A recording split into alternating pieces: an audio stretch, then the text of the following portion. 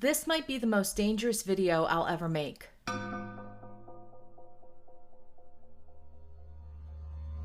Hey everybody, Alex here. I'm here with you with another video, another legend, and in this case, this legend hits close to home. It's in my current home state, and it's just a few hours away from where I live. This video is posted on August 25th. The anniversary of this event is August 27th, so it's just a couple days away. Go figure, I actually put something up in time. Whoa. But before we get started, please subscribe to my channel and give this video a like, and also hit that little bell so you'll get a reminder every time I post a video. It's kind of like joining VIP status and you'll be the first to know. And you can also follow me on Facebook, Twitter, Instagram, TikTok. Goodness, I'm everywhere. I'm honestly not hard to find, so if you ever want to get in touch with me and say hi, yeah, it's easy. And for those of you who don't know me, I am a paranormal investigator, ghost hunter, author, researcher, historical researcher. I mean, gosh, name something and I do it in the paranormal. Meh. My question to you is, can an event be so traumatic and so awful that the energy is absorbed by the land around it? I mean, we've heard this theory when it comes to battlefields, but what about something like a train wreck? So I heard about the ghost train of Bostian Bridge a couple years ago. One of my team members, Jenny, was telling me about this haunted bridge near Statesville. You may know I do a lot of research and a lot of work at the Trivia Clinic, which is in Hamptonville, North Carolina, and Statesville's not that far away. It's always come up and people have asked me if I've explored this bridge, and I'll be honest, I haven't. Back in July, I decided to put up a Facebook post about it. I did some research. I was traumatized by what I read about this horrific train accident and also the event that happened decades later, actually over a century later. For some reason this past week, the post absolutely blew up. I mean, I have over 150,000 reach on it, over 500 likes, over 1,000 shares. I mean, it's crazy. There's really something about this story that resonates with people. So if you're not familiar with the story of the train wreck or the ghost train, the phantom train of Bostian Bridge, I'm going to tell you right now. On August 27th, 1891, there was a passenger train in North Carolina that was running late, and it was trying to make up for lost time. And the train was pulling 6 cars. I also heard it was 7 cars. The train was pulling a baggage car, second-class car, first-class car, a tender, a Pullman sleeper, and a private car for the superintendent. So there was a lot of people on this train. It departed Statesville, North Carolina around 2:30 in the morning, and it was already running about 34 minutes late, so it was already trying to make up for lost time. And literally, just 5 minutes later, the train lurched off of Bostian Bridge.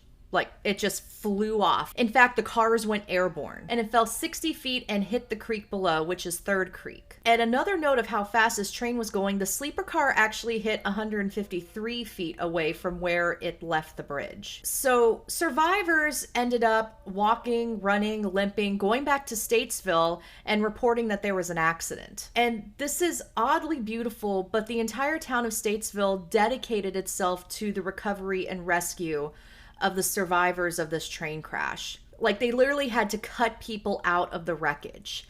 And in total, I've seen numbers between 20 to 23 people died, and then 30 people were injured. And some people weren't even harmed. And if people didn't die from the crash, they actually drowned in the creek waters because the creek was so high. And Statesville didn't have a hospital at this time, so the injured were actually taken into the private homes of the locals, and then the dead were taken to the local tobacco warehouse where they could be identified. I mean, it's insane. And the crazy thing is when the news spread of this awful accident, thousands of people gathered just to watch, or they were trying to go through the wreckage. I guess they were trying to look for souvenirs. Artists came and drew pictures of the wreck. And there was one photographer that managed to take photos of the accident, and that was William Jasper Stimson. And the pictures that you're going to see here in this video were the photos taken by him. And as far as we know, there are no other actual photographs of this incident. I mean, it seems like this was a really disrespectful way to handle the situation. Hey, let's go to this horrific train accident and gawk at the wreckage. Or hey, let's go through the wreckage and see if we can find something. Like, what? I'm sure you're wondering, what caused this accident? So investigators found out that there were rail spikes removed from the tracks, but other people blamed the R&D railroad, saying that the rail track was poorly maintained at the time. Now, they did manage to charge and convict 2 men of the accident, and this was based on apparent testimony that they told to their fellow inmates. So, as you could see, this was a terrible, terrible accident. Honestly, this train wreck hasn't been forgotten, but not for reasons that you think. It seems that this tragic event replays itself every year on the anniversary of the accident, which is August 27th. The first sighting dates back to 1941. Now, I couldn't really find a name associated with this story, so it could very well just be legend. But in 1941, there was a couple that had a flat tire and they were right next to the bridge. The husband left the wife behind so he could find help, and while she was waiting, she heard the train whistle, and she actually saw the headlights of a train coming onto the bridge, and then she heard the crash. Not only did she hear the crash, but she saw the train, it was an old train, according to her. She saw the train plummet to the creek below, and she could hear the screams and the moans of the wounded. And she even crossed the street and went down to the creek, and she saw everything with her own eyes. And then she saw a car approaching. She ran back up the hill and she waved the car down, and it was actually her husband coming back with help. And she said, "There's been a train accident." And so the wife, the husband, and the gentleman that was helping them went over to the bridge and looked down, and there was nothing. And what's interesting is the husband and the man think that maybe the wife had dreamed about it. But even if she was dreaming about it, that's a very specific dream at that specific spot. Once the husband and wife were back on the road, the wife asked, "Hey, can we stop at the train station in Statesville?" They did, and they went up to the ticket booth and they talked to the ticket attendant. The wife asked, "Hey, was there a train accident tonight?" And the ticket attendant said, "Funny you should say that. There wasn't a train accident tonight, but there was one 50 years ago." And he explained the details of the wreck, and apparently the wife screamed and fainted. So she had truly seen the ghost train of Bostian Bridge. And with the Facebook post that I had mentioned earlier, of all the comments I was looking at, I was really intrigued by firsthand witnesses, people who live in Statesville or they work in Statesville, and they shared their personal stories of driving near that area, and they could hear phantom train whistles when there's not supposed to be a train. They've also heard moaning, they've heard screaming, they've heard grinding on the railroad tracks. And they've also seen a phantom light waving back and forth on the bridge. And witnesses have also seen the ghost of a railroad employee. I mean, the guy's wearing a uniform, and apparently this spirit, this man has a golden clock. And apparently he was first seen on the first anniversary of the accident.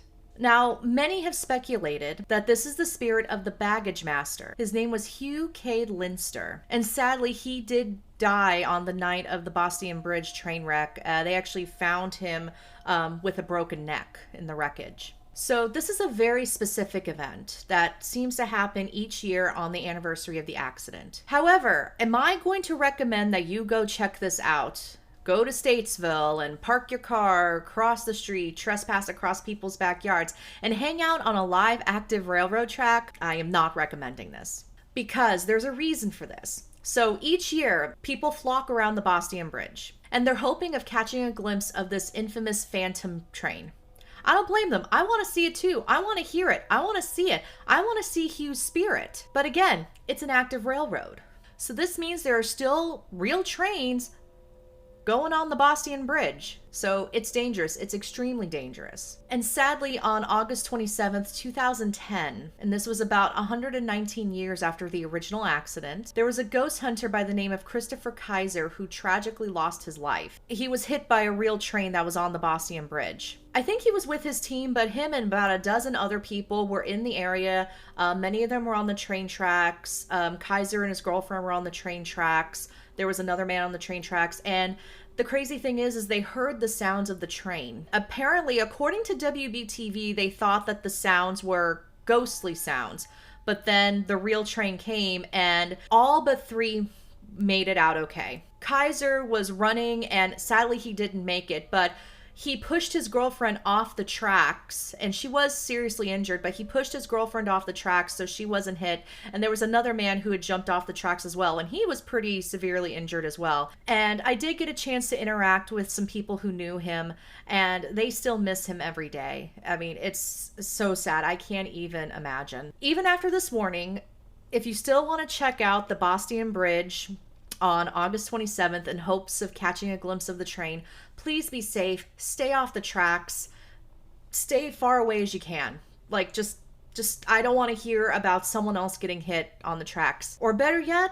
light a candle from the safety of your own home. Light a candle in memory of these people who lost their lives on August 27th, 1891, and light a candle for Christopher Kaiser, who lost his life 119 years later on August 27th, 2010.